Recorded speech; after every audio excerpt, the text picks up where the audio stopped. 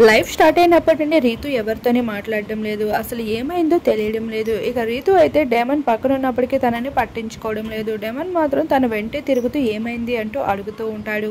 అంతలోని ఎంతో అందంగా రెడీ అయ్యి తనుజ అయితే వస్తుంది. ఇక తనుజతో కూడా రీతు మాట్లాడదు.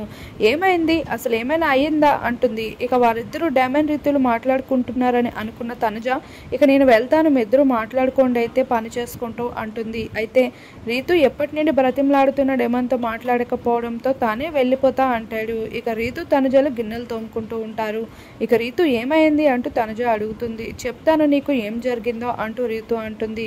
సరే నాకు ఇప్పుడు చెప్తావా లేదా అంటూ తనుజ అడుగుతుంది. రీతు మాత్రం సిచ్యువేషన్ వచ్చినప్పుడు చెప్తా, ప్రస్తుతం నేను చాలా కోపంగా ఉన్నా అంటుంది. ఇక తనుజ తన పని తను చూసుకొని వెళ్ళిపోతుంది. మళ్ళీ డేమన్ వస్తాడు. ఇక రీతును బ్రతిమలాడుతూ ఉంటాడు. ఎందుకు నాతో అలా ఉన్నావు, చెప్పొచ్చు కదా, నీకు ఇష్టమైన షర్ట్ వేసుకున్నాను. ఇక అంతలోనే హౌస్ మేట్స్ మధ్య కూడా అన్నాను, ఒక అమ్మాయికి చాలా ఇష్టమని ఈ టీషర్ట్ వేసుకున్నాను, అయినా నువ్వు నా మాటల్ని కూడా పట్టించుకోకుండా అలుగుతూ ఉన్నావు, అసలు ఏమైందో చెప్తావా, నన్ను ఆట పట్టించడానికి ఇవన్నీ చేస్తున్నావా అంటూ తెగ బతిమలాడుతున్నాడు.